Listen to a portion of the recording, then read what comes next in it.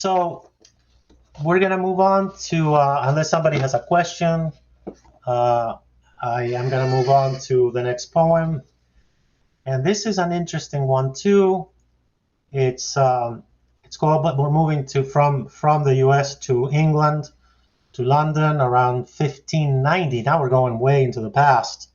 And the poem is called Sweet Son of Avon.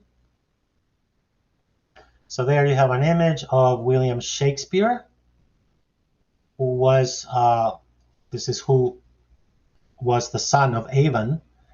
And so this is what's interesting about William Shakespeare.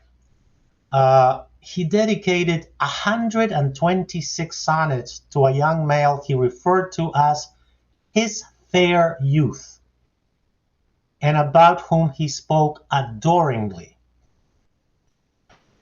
His relationship with the young man likely began when he was in his late 20s or early 30s, precisely at the time when the sonnets reflect the significant impact this young man had on him, both as an individual and as a muse for his poetry. I've read a few of these, and the language is so precise that it's impossible not to imagine, not to see that the man was in love with this kid. And I mean, well, we'll see. So, Sweet Son of Avon. Here's the poem. And by the way, every poem is written in the first person, and it's the lovers themselves speaking to each other. In this case, this is William Shakespeare speaking to this fair youth of his. My fair lord, my heart I probed, and never did I find a scruple of a doubt about my sentiments for thee. How many sleepless nights did I endure in anguish, whilst waging war with time for love of thee?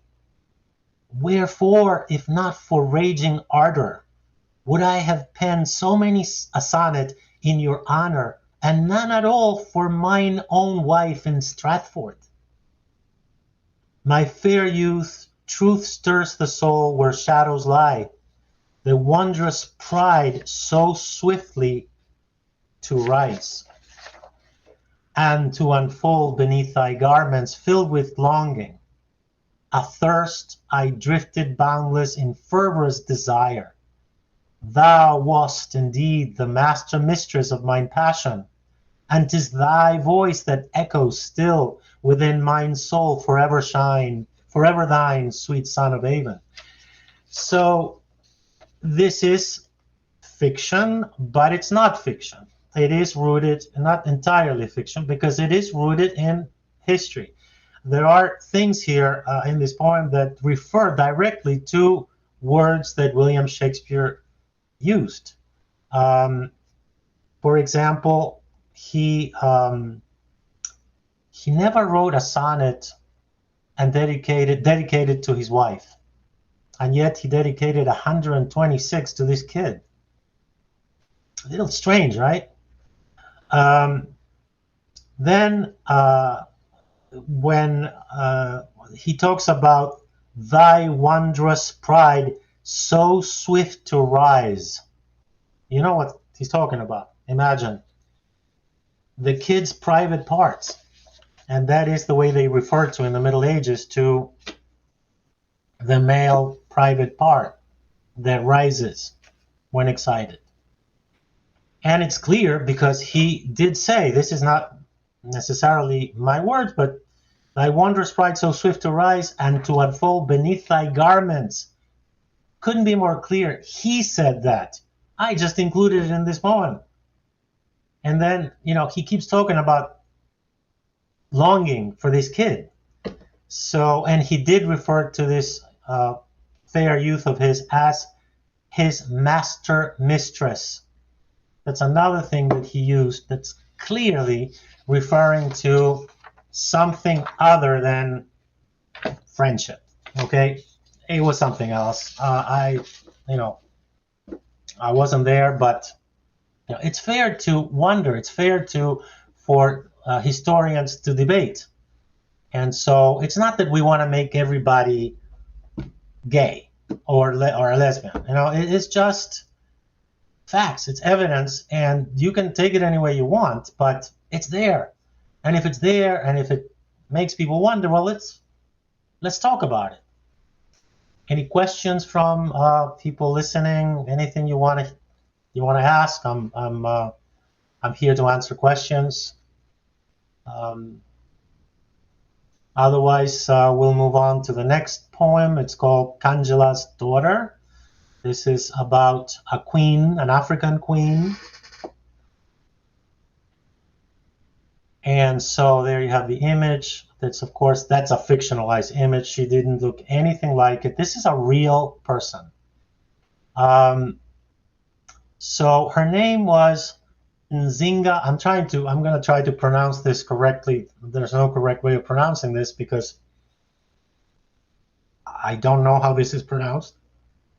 But the name, from what I can read, is Nzinga Mbande. And she was a 17th century ruler of the African kingdoms of Ndongo and Matamba in what today is the country of Angola. She is known for having led the resistance against Portuguese colonization. I think there might be somebody here listening who speaks Portuguese and might know about this person. Hello. And she's also remembered for her preference to be addressed as king, and also for dressing in both men's and women's clothing, and for keeping several female companions she called wives. She's not alone. There was Queen Christina of Sweden did the same thing. She wanted to be called king. And so the title of this poem is Kanjala's Daughter, because this king's mother her name was Kanjala, and she was proud of her mother, of being the daughter of this person. So the title is Kanjala's Daughter, and this is the queen or the king speaking, and she says, "I am Zinga Mbande, Kanjala's daughter, a woman and a king. I walked among my people, surrounded by my wives in Ndongo and Matamba, communing with our destiny, rooted in our ancestral essence. We fought our would-be conquerors, entwined in the fervor of resistance. And when crestfallen, we sought solace in our rivers, our forests, and our mountains, and invoked the spirits of our mothers. In silence, a calming energy flowed through us, their presence filling us with light and warmth. We were the vessels of our mother's indomitable nature, their wisdom and their voices resonating within us. My wives were my court, my confidants, pillars of my strength, living embodiments of our collective heritage reborn, the sanctum of my realm. Together, we forged a bond steeped in our unyielding loyalty and love that endures forever in our hearts. I am Zinga Mbande, Kanjala's daughter, a woman and a king." So there you have the pride of this amazing king person who fought against oppression, Portuguese imperialism, and who was proud of her people. And so I decided to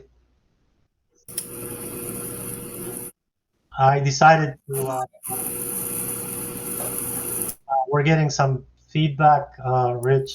Yeah, I'm sorry. I don't mean to interrupt you. I wanted you to finish up that poem first. But Denise had a question for you, Dan. Are you open for a question now? Absolutely.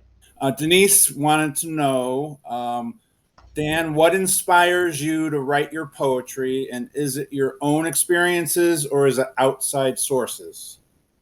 Well, it's a combination. I mean, my muses talk to my heart, and so I hear them speaking to me from the ether, you know. Um, I do a lot of research. I spend a lot of time researching these things, making sure that I'm not creating something that's uh, complete fiction. What's fiction is just the scenes, you know, and the exchanges. But every poem is rooted in history. Like I said, I've been inspired by all my life by several writers, especially in my youth, you know. Um, and I can mention a few: Hermann Hesse, Siddhartha, Steppenwolf. That would have to do with spiritualism, philosophy. Also, writers who write magical realism: Gabriel Garcia Marquez, 100 Years of Solitude, Love in the Time of Cholera, Jorge Amado, Doña Flor and her two husbands, Gabriela, Clove and Cinnamon. That was one of my favorite writers, Brazilian writers. Vargas Llosa from Peru, who just passed away not too long ago. The Time of the Hero, uh, in Spanish, La Ciudad y los Perros. Then, of course, I am fascinated with dystopian futures, um, dystopian landscapes. So, yeah, Stephen Vincent Benet is one of my favorite short stories, By the Waters of Babylon. I encourage everybody to read that. That's amazing. Uh, George Orwell, of course, Shirley Jackson, Margaret Atwood, The Handmaid's Tale. Everybody knows about that. And I can continue. Jane Austen, of course. Jane Austen, Diana Gabaldon. Not that I read her books, but I watched Outlander from A to Z. So Rich and I both watched that, and I was very much inspired by that, especially during the pandemic. But yeah, I'm inspired by what I read and what I saw, what I see. And I think your biggest inspiration just walked up behind you on the camera. Her name is Chrissy. Oh, absolutely. Yeah, she was definitely one of my muses. So Denise, thank you for the question. I appreciate it. And also, yeah, and Flavio had made a comment as well about the last poem you read. But Nzinga is a fascinating historical character, and he definitely wants to learn more. Oh, you didn't know about it, Flavio? I'm surprised. Yeah, she's fascinating, and I just fell in love with her. You know, what a woman. You know, what a person. So Well, let's follow up right now before you continue, because yeah, sure. Denise had a follow up to the same question, wanting to know if you're more inspired when your mind is quiet or when something or someone evokes a strong emotion. Well, Rich evokes a lot of emotions. You know, I don't want to even start there, but he does. But Denise, I do most of my writing at night.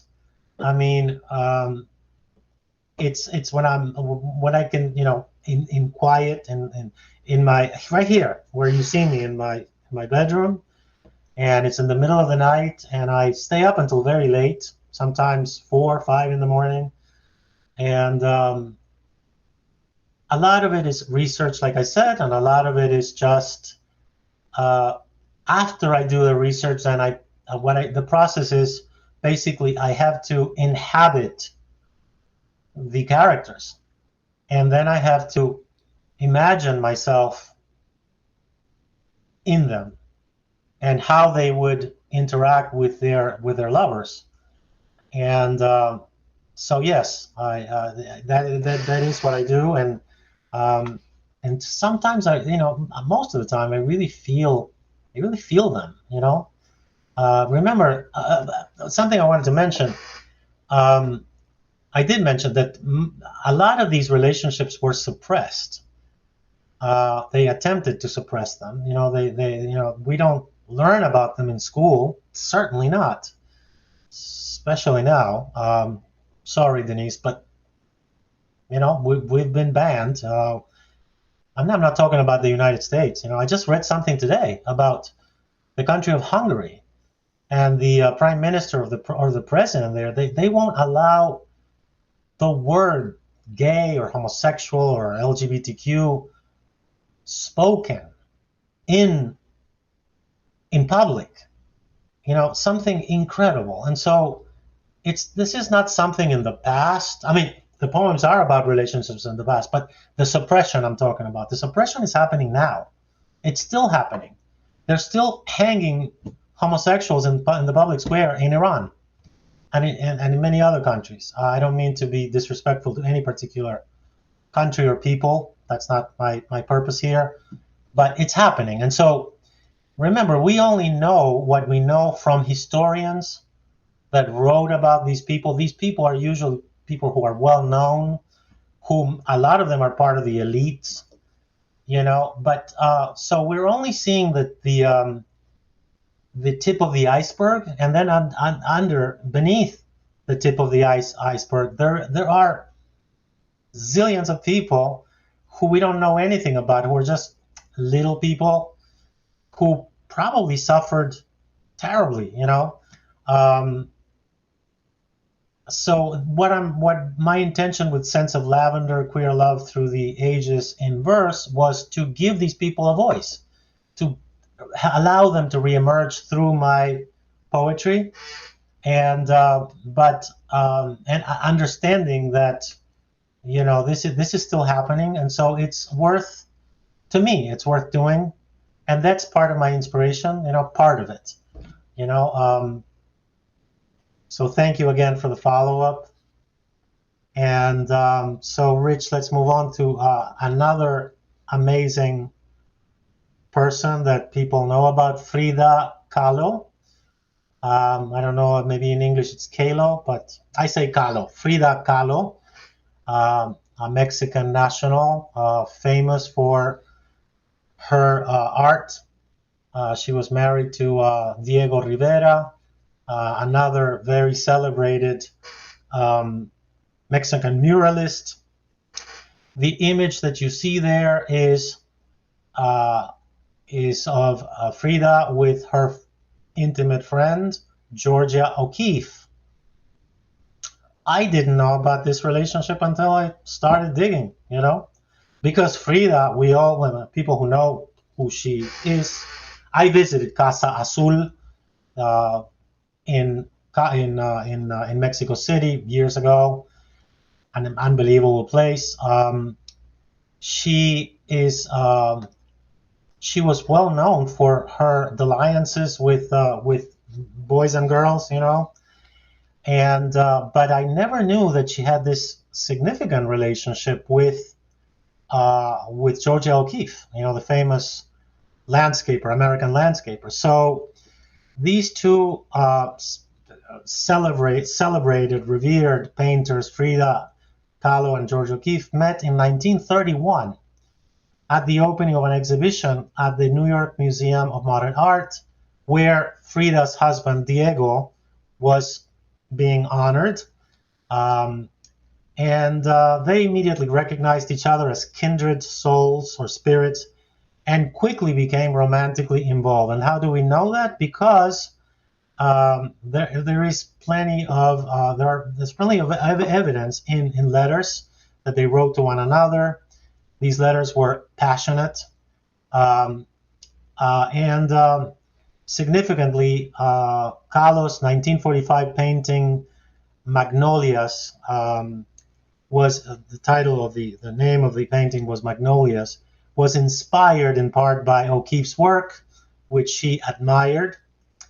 O'Keeffe also visited an ailing Kahlo twice at her home in Mexico City in 1951. I'm sure the image doesn't reflect it, because when Frida was close to her end, she was in bed. She couldn't get up.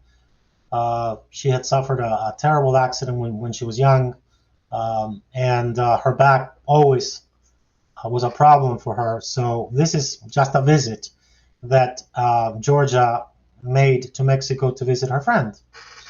So this is Frida speaking, and it's called Frida's Magnolia because, of course, the magnolia is, her friend Georgia. So this is how it starts.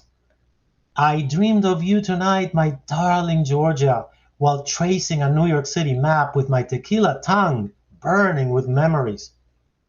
Our gazes found each other here, furtive, inquisitive, and warm, while Diego's name thundered through marble halls. Miss Calo, you said, as you studied me, like a cactus flower you might touch, if I only allowed it. Yes, I replied. Miss O'Keefe? A discreet smile muting a chuckle. You did not know I had already picked you. My beautiful magnolia. The nights unraveled like silk from a torn dress. Our kisses soft like brushes against canvases, painting each moment into being. And when a passing illness took you in its grasp, I thought I'd bring you flowers and let the petals caress your lips where reckless laughter had once been, while busy hands probed undulating landscapes of flesh and bone. And then it was my time to wilt and wither. You came to me at Casa Azul, set by my side, and induced visions of boundless joy, of cactus flowers touched by magnolias. So this is in honor of this amazing relationship that I knew basically very little about. What I knew is that they knew each other. I didn't know they had a romantic relationship, but they did, and it was one of the most significant ones in terms of female relationships. Can I interrupt again? Yeah. Okay, because we do have another question. Actually, before I bring up the next question, though, I just wanted to point out, just because I feel like it. Yeah. In the pictures that you're seeing on the screen today, believe it or not, I used my own phone and took a close-up picture of the lavender that's growing in our garden in our own very backyard. So that's what I used to make those pictures. So just so you know, that is our very own lavender. And I just wanted to point that out. Anyway, thank you, Rich. Those are wonderful pictures. Yeah, right in our backyard. Anyway, I just wanted to bring up a question from Flavio. Very interesting question. Thank you, Flavio. He says he picks up both love and rage in your tone of your poetry, and he senses a longing for justice. How do you balance these feelings, and how do you stay kind? Well, Flavio, yes, I do have murderous thoughts and feelings. And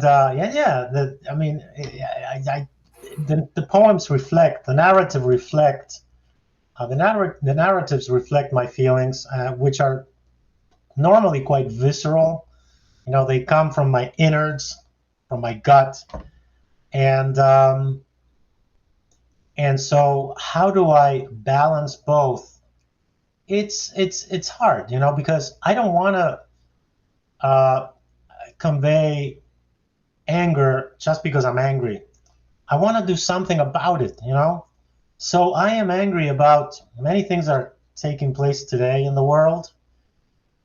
But instead of writing a book about, going out there and showing anger, showing rage, I would rather hurl love at people who are trying to hurt us. And that's the truth. I'm telling you the truth. That's what balances the act for me. My response to the hatred and the haters is to write a book about love, and to say, hey, what's the matter with you? Love is love, and people have, what's wrong with loving? And so, yeah. So that's my response. Yes, there is anger, but there's also love. And I'd rather talk the language of love. Thank you, Flavio, for another wonderful question. Thank you.